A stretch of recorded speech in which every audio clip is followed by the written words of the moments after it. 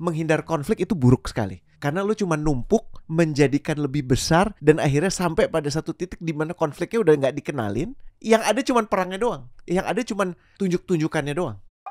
Coach kasih solusi. Tenang Pak Rene, saya sudah ada di sini. Saya tenang ini. Tenang. Solid. Saya pakai seperti ini, saya ingin terjun langsung. Kamu cocok loh barusan. Apaan? Cocok banget. Lagi. Yang mana? Yang tadi. Solid. Terus ada yang datang. Iya Pak. Ya. Maksudnya tuh saya tuh rapi-rapi seperti ini ingin terpanggil bahwa ingin kalau bisa tuh konflik tuh reda lah di muka bumi inilah. Maksudnya kalau bisa saya bersama Pak Presiden ingin terjun langsung bahwa harusnya sih kemarin KTT PBB tuh ajak saya. Kenapa? Bu Menlu juga jangan sendirian Bu. Harusnya saya dengan rapi seperti ini saya bisa memberantas bahwa kayak Jadi setelah selesai Bu Menlu ngomong, terus lo akan langsung dikasih mic dan lo cuma ngomong satu kata itu tadi. solid. Ya kita harus solid, memang negara ini harus solid. Kenapa sih kalau dari lo jadi salah gitu? Lah orang gue bilang solid tuh asalnya di mana? Enggak, cara lo aja. Soalnya ada yang lebih tepat. Ya, tapi kita nggak usah ngomong. Makanya ya. gitu, kita tuh harus solid. Konflik di negara ini sih sebenarnya sih harus reda. Karena konotasi konflik is negatif. Kalau lo dengar konflik, apa yang ada di kepala lo? Ya negatif lah, makanya kasih solusi namanya. Oke. Bukan kasih konflik. Atau anti konflik kan juga bisa sebenarnya. Iya juga ya. Iya juga ya. Tapi itu sih problem menurut gue di situ. Orang ngelihat konflik sebagai sesuatu yang harus dihindari. Jadi Ya kita iyalah. kalau yang kan gini, kita hidup di dunia yang di luar keluarga kita pasti banyak banget orang yang punya beda pandangan. Nggak usah di luar keluarga deh, di dalam keluarga sendiri, siapa yang mau pakai kamar mandi duluan juga jadi konflik, bener nggak? Apalagi di perusahaan. Jadi menurut gue penting untuk dipahami ada good konflik, ada bad konflik. Nggak mungkin lah good konflik. Ada. Konflik ya negatif. Konflik is negatif, konflik is bad.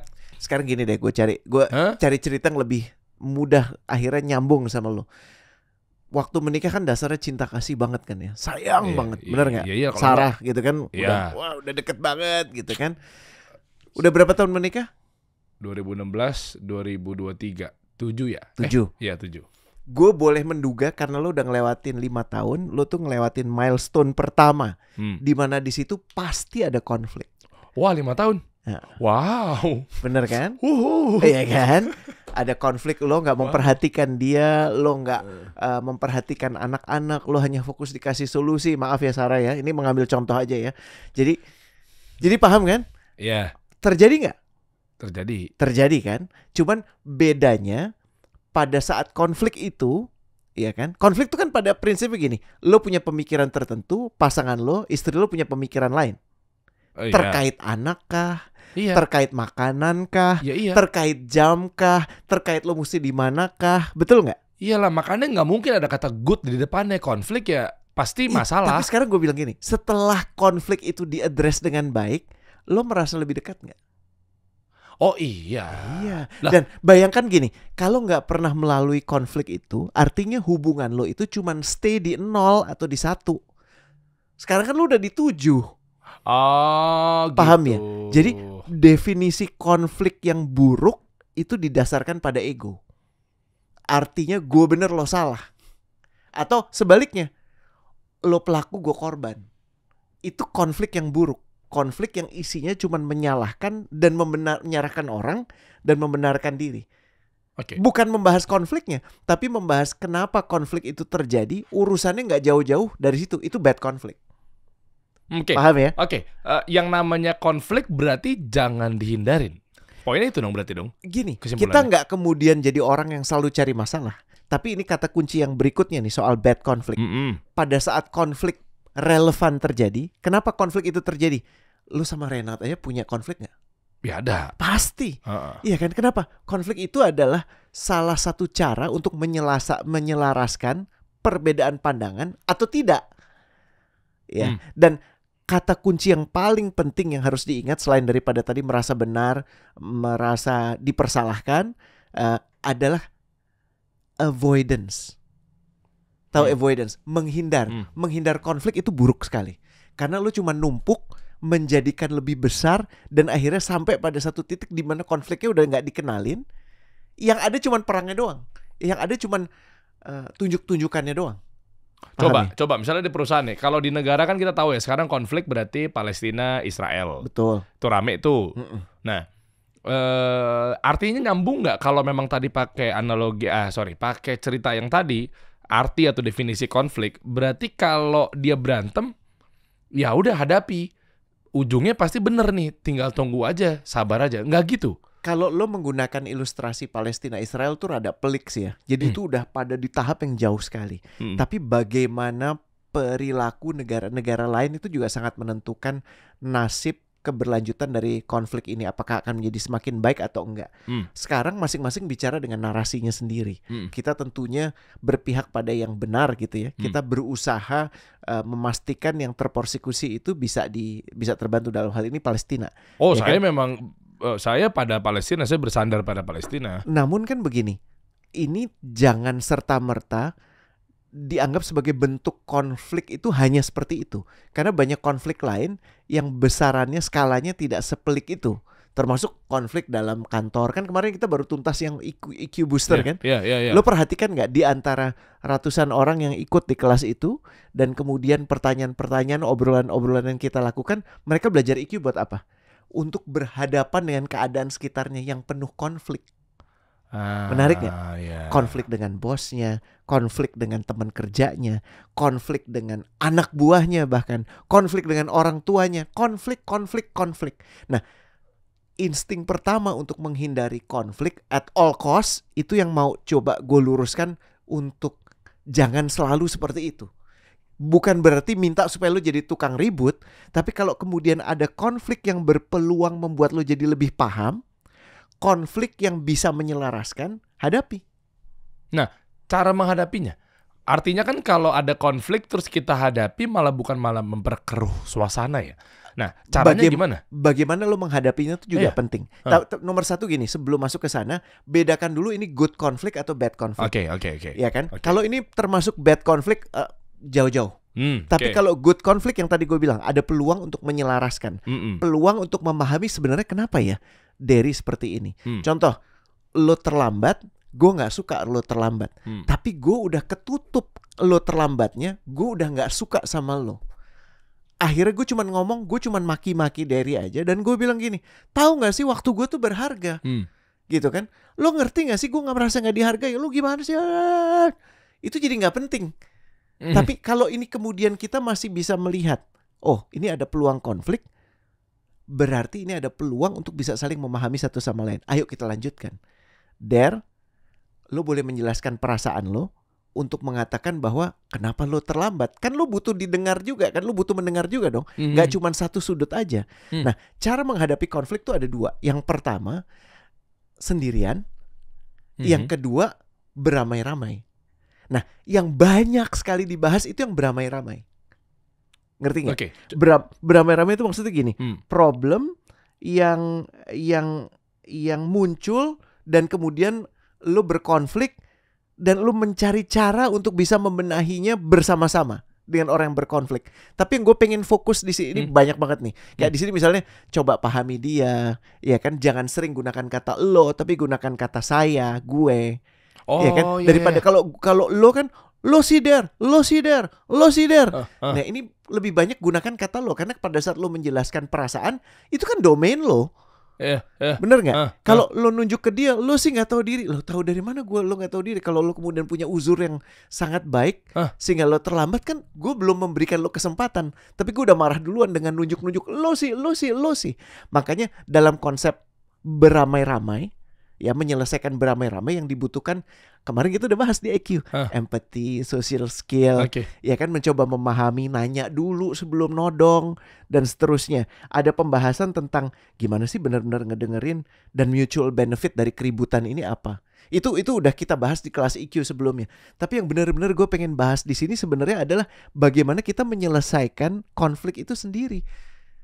Wah, berat tuh kayaknya tuh. Malah kalau rame-rame tuh kadang kebuka sudut pandangnya. Tapi kalau sendiri tuh Nah, sendiri itu artinya begini. Ini jarang. Sejujurnya jarang.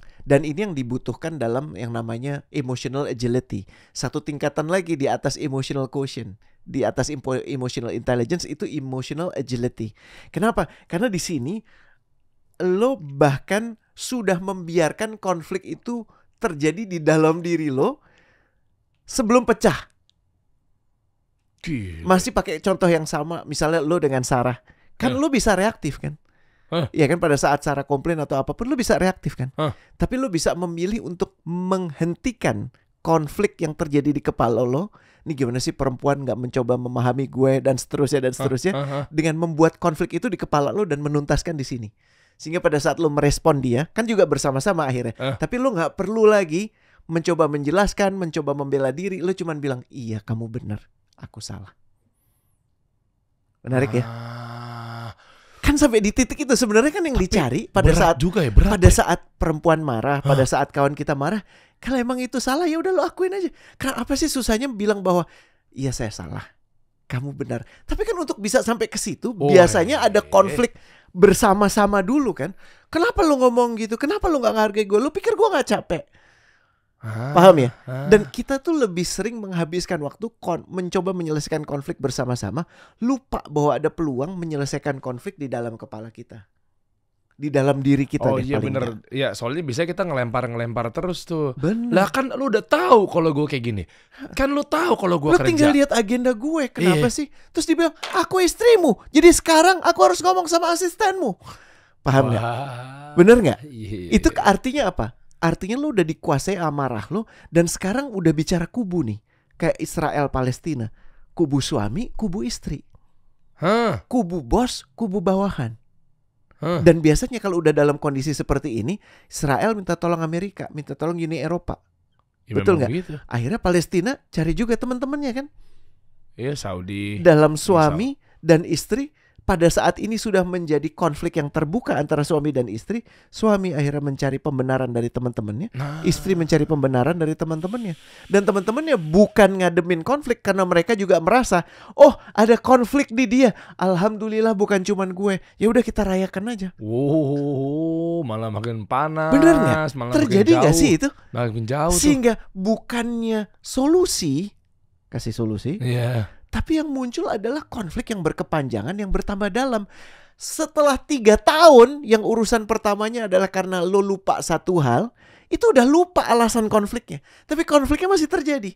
Sama seperti Israel dan Palestina kan? Bahwa kalau kita balik, akhirnya ada yang ngomong, banyak banget orang-orang yang bilang kan yang mulai duluan si Hamas. Tanpa ada yang kemudian membahas, lah kenapa dia mulai kayak gitu, kan sebelumnya ada kejadian. Mau ditarik sampai ke belakang gitu. Nah, kasus kita dalam pertemanan, dalam suami istri kan juga sama. Akhirnya sempet, gue pernah ngobrol sama satu pasangan yang udah bertahun-tahun diem-dieman. Diem-dieman. Umur berapa sekarang?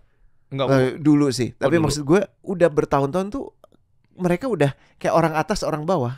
Nggak sehat banget ya? Bener. Dan semuanya tau gak, pada saat ditanya kenapa ya udah seperti ini, anaknya teman gue kebetulan. Jadi si bapak tinggal di bawah, ibu tinggal di atas. Enggak, dia beneran begitu banget. Tapi akhirnya pas ditanya kenapa, udah lupa. Tapi kita udah terbiasa dengan konflik diem-dieman begini. Dan akhirnya setiap kali ada omongan, gitu kan, ya udah diem aja. Dan merasa bahwa ya udah diem yang terbaik. Kan nggak sehat, Dar. Oh iya ya. Jadi banyak pasangan-pasangan yang akhirnya gara-gara dia nggak mau masuk ke dalam kubangan konflik karena taunya bahwa ini adalah negatif doang. Padahal tadi di awal kan Coach Rene bilang ada goodnya kan, tapi taunya badnya, buruknya aja. Nah nyatanya kayak begitu tuh. Iya. Dan pada saat kita berkonflik tuh kan kesempatan untuk menyelaraskan values. Jangan lupa ya. Iya nggak? Iya. Pada saat terus misalnya amit-amit gitu ya, tiba-tiba lo ngundang brand yang udah jelas nggak syar'i, amit-amit, alkohol gitu. Wajar dong gue ingin berkonflik dengan lo. Oh ya. Atau sebaliknya, gue tiba-tiba datang ke sini, ya, gue maksa, gue ada janji nih, nggak usah brand alkohol deh, gue punya deal nih untuk kemudian mempromosikan produk dia, tapi gue nggak izin lo, ini kan channel lo, terus gue main taruh di sini, kan lo akan bilang, ntar dulu dong, terus gue bilang, lo nggak ngormatin gue, tuh. Paham gak? Iya. Lo bisa bayangin begitu banyak situasi serupa yang terjadi pada saat kita merasa satu hal itu oke dan ternyata nggak oke di orang. Konflik dong. Konflik. Tapi bisa jadi positif, bisa jadi negatif. Positif kalau kemudian setelah berkonflik, gue jadi lebih paham. Oh jadi ini walaupun ada gue, ini tetap kasih solusi. Kalau misalnya gue segoblok itu gitu misalnya. Ya, dan lo harus menjelaskan, iya coach, lo tuh narasumber, tamu. Tapi untuk deal-deal yang terkait dengan meja ini, hubungannya namanya kasih solusi. Nggak bisa lo bikin deal sendiri hanya karena ada lo di situ. Mungkin kalau lo pakai baju yang temen lo jual, lo asal lo nggak mengatakan itu dari mana, ya boleh-boleh aja. Tapi kami kan juga punya urusan muamalahnya di sini. Okay. Kan gue jadi, oh, paham ya? Yeah. Kan itu butuh dijelaskan, dan dijelaskan itu kan juga berkonflik. Karena lo menjelaskan ke orang yang mungkin nggak mau denger. Adu argumen itu ternyata konflik dan ada sehatnya juga sebenarnya. Ada. Jadi kita tahu dia lebih kayak gimana sekarang, dia kayak gimana sekarang gitu ya. Masih ingat rumus kemarin waktu di Emotional Quotient, orang Indonesia itu highly emotional. Kita tuh emosional banget. Makanya kalau udah di drive emosi, gue udah suka-suka. Mau tentang kabar jelek tentang apa dia nggak percaya. Karena gue udah suka. Sebaliknya, kalau dikasih nalar, kalau emosinya belum dikuasain, nggak masuk. Makanya pada saat misalnya gue lagi tadi dengan bawa brand sendiri, hal terburuk yang bisa dilakukan di Indonesia adalah lo bilang, menurut ketentuan antara lo dan gue, peraturan kita, itu kan logika ya. Lo bilang, coach, gue boleh tahu nggak lo bawa apa? Itu kan konflik. Iya. Tapi lo coba meredam konflik itu dengan memenangkan emosi gue dulu. Lo gak nyolot dulu. Karena pada saat lo nyolot, gue berpeluang lebih nyolot. Terus lo nyolot lagi. Terus gue nyolot. Akhirnya gue akan no mention, gue baru selesai sama ini, bla bla bla bla bla bla bla bla bla. Terus ada apa ini? Wah, emang gue punya pengalaman buruk waktu itu. Ngerti gak? Wah, ya. Nah, itu dinamika konflik yang tidak tertangani dengan baik. Kenapa? Seringkali terjadi karena lo avoid. Lo dengan segala cara menghindarkan konflik yang seharusnya bagus. Dan kedua, lo gagal menyelesaikan di sini. Di dalam diri lo konflik itu. Sering banget tuh ditemukan ketika kayak mau duduk ngobrol gini atau mau sebuah acara, gara-gara kita malas konflik, meninggalkan konflik, malah berbalik, backfire atau blunder terhadap kita punya brand apa segala macam. Contoh, gue pernah ada di posisi itu coach. Ini gue curhat aja nih. Boleh. Terus adalah pokoknya seseorang, terus gue kurang nyaman. Sebetulnya ini gue secara global ya, gue nggak bilang di mana situasinya kami bertemu gitu ya. Terus tiba-tiba gue diam di saat itu karena gue waktu itu belum tahu insight kayak gini. Gue pikir kayak males gue debat nih. Padahal gue udah nggak nyaman tuh, gue nggak nyaman sama sekali. Gue ngobrol sama dia lama gitu kan. Terus di meja apa segala macam gitu, makan. Terus tiba-tiba gue di mana aja. Terus jadi setelah ngobrol tuh lu udah males gitu sebenarnya. Iya. Dalam proses ngobrol itu ngelihat nih orang value-nya beda sama gue. Iya gitu. Dari frame yang dia bawa dan seterusnya macam-macam lah. Pokoknya aduh kok ini kayak gini ya. Gue diemin aja. Nah oke lah, ini gue buka aja dari sini ya. Akhirnya dia membawa sesuatu yang kayak tadi. Tiba-tiba dia buka botol. Ini kejadian pada saat itu ya. Meskipun gue juga dulu waktu itu belum ngaji gitu ya, tapi kan memang gue juga nggak pengen kayak begitu. Bahkan ini prosesnya udah lagi meninggalkan dunia kayak begitu. Gue diemin kayak gue gak nyaman nih, dia ngapain sih begitu, dia ngapain sih begini lama-lama. Akhirnya terus lama-lama ada teman datang cewek-cewek gitu. Ini buat ambil pembelajaran nih aja tentang konflik. Gue makin gak nyaman dong. Benar, nggak gue omongin. Dia merasa gue tuh kayaknya ofensif. Bukan, aman-aman aja. Oh, dia nggak tahu. Nggak tahu kan? Oh. Nah, rumpun deh satu meja. Padahal gue udah gak nyaman. Bener. Apa yang keluar ke berita, keluar apa segala macamnya ya. Gue mengiyakan dengan adegan ini, itu, macem-macem. Tuh. Keluarnya gimana maksudnya? Si dia ternyata sekarang begini ya.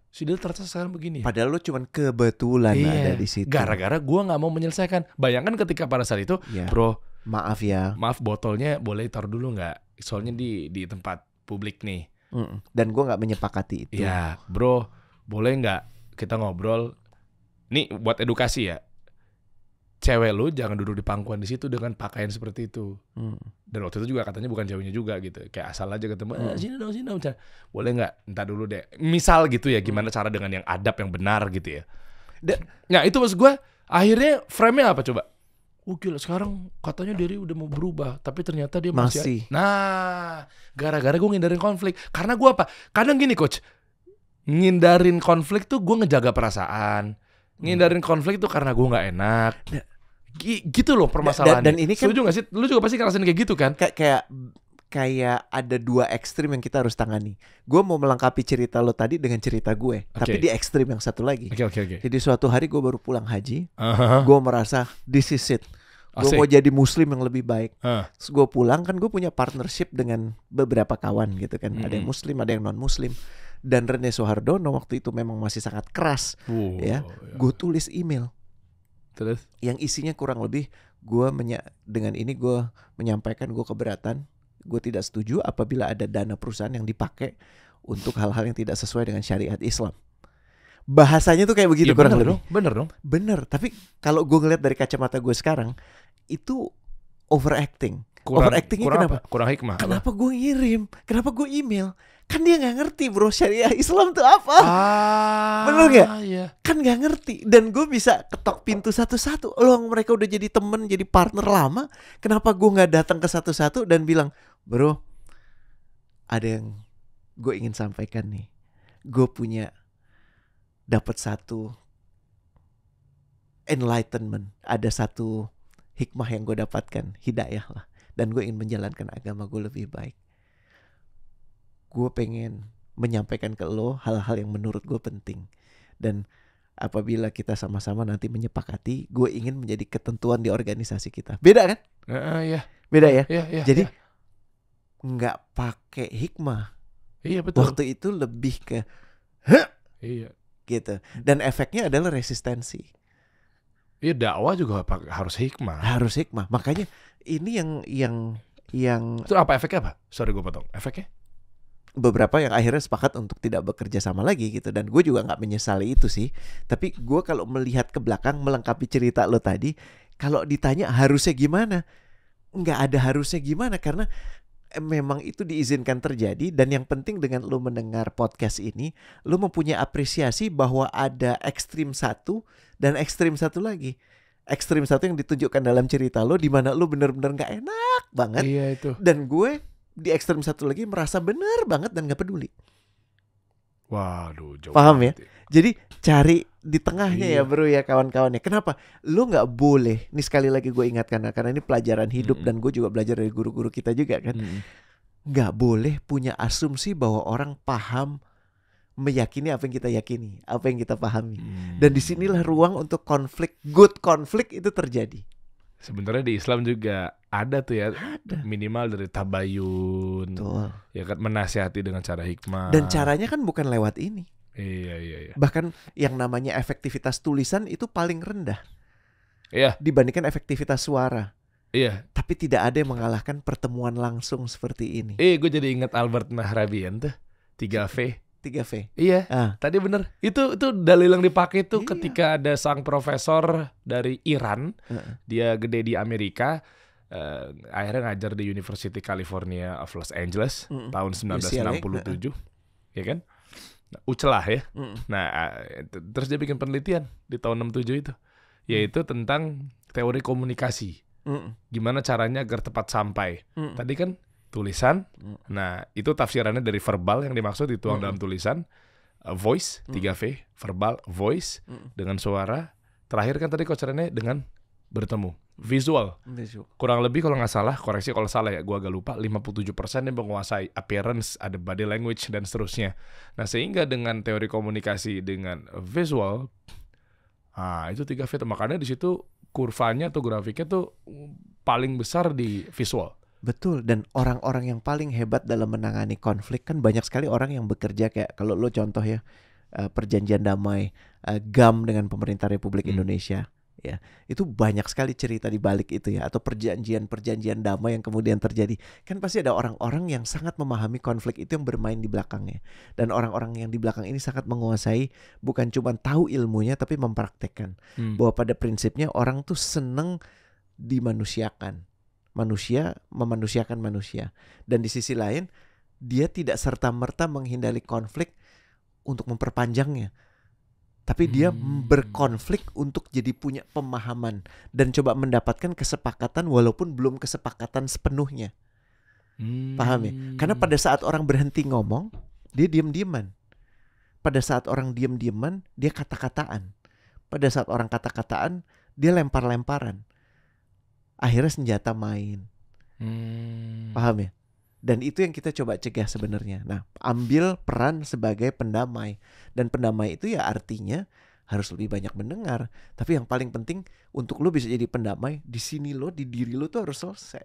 Makanya yang namanya self-manage konflik itu membutuhkan 3 hal. Nah, ini yang gue mau sampaikan. Dagingnya ini sebenarnya di sini. Apa tuh 3 hal? Nomor 1, lo mesti bisa menunggangi emosi lo.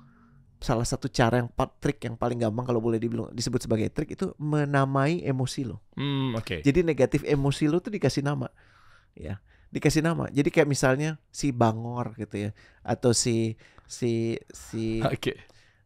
ada ya, merah gede, apa? Merah gede gitu. Merah gede. Kasih nama. Jadi lo mempunyai misalnya gini. Itu buat diri kita sendiri. Buat diri kita sendiri. Oke. Jadi pada saat merah gede nih, mulai nih merah gede gue, lo jadi punya.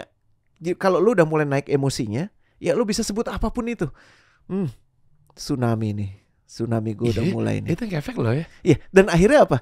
Lu secara tidak sadar tapi efektif mengeluarkan diri lu dari emosi itu. Karena lu udah melihat emosi itu bukan sebagai bagian dari diri lu, tapi sesuatu yang diobservasi.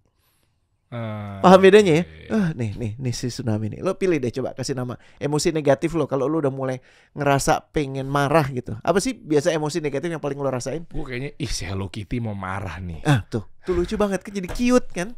Jadi mau marah, jadi ya aku tuh hanya kucing biasa, nggak usah sok-sok harimau deh. Jangan 2 dimensi deh kucingnya, karena dia nggak bisa keluar dari gambar kan, di situ aja. Gitu. Iya betul. Oke, yang pertama berarti namai emosi lo. Kenapa? Karena kalau lo ngomong gini, saya marah, orang udah ngerasa, nggak ngomong saya marah deh. Lo tuh udah marah gitu, tahu lo marah, kelihatan kok, semua juga bisa ngelihat kecuali lo. Lo akan ngomong gini, gak, gue nggak marah. Siapa yang bisa bilang gue marah? Hah? Gue tuh bukan pemarah. Oke, itu kan begitu tuh. Iya kan? Itu kan marah tuh, itu Pak. Artinya lu udah dikendalikan. Jadi lu bukan nunggangin emosi lu, emosi lu yang nunggangin lu. Iya. Dan lu udah gagal lagi memahami kenapa lu marah. Karena lu gak mau observasi marah lu. Jadi kalau lu coba define, misalnya apa tadi, si Hello Kitty gitu ya. Si Hello Kitty mulai muncul gitu kan. Jadi mau gak mau kayak gak usah sok-sok garang, lu tuh cuma kucing lemah gitu. Terus akhirnya kan gini, terus akhirnya kenapa si Hello Kitty muncul ya? Kan macam-macam. Marah tuh kan emosi tunggal yang absolut, tapi penyebabnya kan bisa macam-macam. Lu merasa dikhianati kah? Lu merasa gak diperhatikan kah? Lu ngerasa gak didengar kah? Bener gak? Si Lu merasa banteng dibohongi kah? Si banteng boleh gak sih? Lucu. Banteng cute aja. Kan kenapa sih lo ada merah banteng, ada maksudnya lah apa? Bukan, maksudnya kan itu ada kan kayak... ada yang lo mau sampaikan. Maksud lo ada yang lagi marah-marah gitu. Di merah marah-marah gitu. Di merah rhyming sekali ya Anda. Lucu ya? Di merah marah. Kan banteng kan terkenal dengan wah sangar nih gue nih. Enggak udah. Enggak, banteng tuh dalam hidup dia lebih banyak kalemnya. Cuman kalau digoda selesai hidup lo. Tapi problemnya kan dia dipersamakan dengan banteng yang garang. Walaupun seumum-umumnya banteng itu nyantai bro, dia cuma ngeliatin aja. Kalau 24 jam dikali 7 dalam sepekan, dikali setahun bro, 360 hari, ya paling top 10% dia nyeruduk orang atau 5%. Dan rata-rata karena pakai baju kayak lo kan merah gitu kan, jadi cari perkara duluan. Kalau lo nggak cari perkara, dia baik-baik aja. 360 hari tuh diem nyantai. Makanya ada yang ngibarin baju-baju merah. Itu kan buat tontonan. Oh iya benar. Buat tontonan. Oh iya. Tapi banteng sejati itu nggak marah-marah, dia chill. Itu justru yang berbahaya begitu tuh. Iya, chill. Tapi pada saat marah, Dan itu bagus. Udah. Pertemanan udah nggak solid lagi. Nggak ada solid gitu kan, nggak ada. Ih, bahaya banget nih orang. Bahaya nih orang. I have full respect ya sama kawan-kawan itu. Beneran loh. Ya. Gue mah asal bukan banteng, coach. Daripada gue diseruduk, mendingan gue ketemu sapi. Ya bener dong, gue pakai baju merah asal bukan banteng. Kalau gue ketemu sapi nggak bakal nyeruduk gue. Maksudnya begini, kan kadang-kadang lu nggak bisa memilih lu ada di mana. Tiba-tiba lu ada di domainnya si banteng, lu boleh ngomong, tapi mestinya gue maunya sama sapi. Bantengnya ada di situ, makanya artinya apa? Copot baju lo, minggir, nggak usah cari perkara. Iya kan? Udah jelas aturannya, ikutin aja gitu, nggak usah bikin marah si banteng. Selesai hidup lo. Oh gitu. Bener nggak? Iya. Tuh. Bener juga Jadi, ya. Ini kita ngomongin apa sih? Lah bener kan marah. Iya kan, jadi jangan dikuasai. Tiga, ayo fokus tiga. Tadi yang pertama. Yang pertama apa? Kasih nama emosi lo. Lebih baik yang lucu-lucu. Kan nggak cuman marah, ada sedih. Oke. Ya kan, kalau lo suka, kalau ada apa?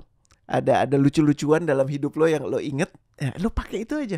Oke. Apalagi Dua. emosi ekstrim, sedih sama marah tuh 2 biasanya. Oke, 2 itu oke. aja. Atau 1 lagi boleh deh, takut. Ya, Casper udah mulai muncul nih, gitu kan? Lo ketakutan. Iya, Artinya iya, apa? iya. Lo bukan ini di dalam, emosi di dalam, lo keluarin. Dan akhirnya lo bisa mengobservasi. Kenapa gue takut? Ya, disosiasi ya. Dan akhirnya Hmm. ada Allah. Kenapa gue masih takut? Hmm. Paham ya? Hmm. Nah, namai emosi lo, namai lucu-lucu. Iya. Ya, nggak usah lo umumkan ke seluruh dunia.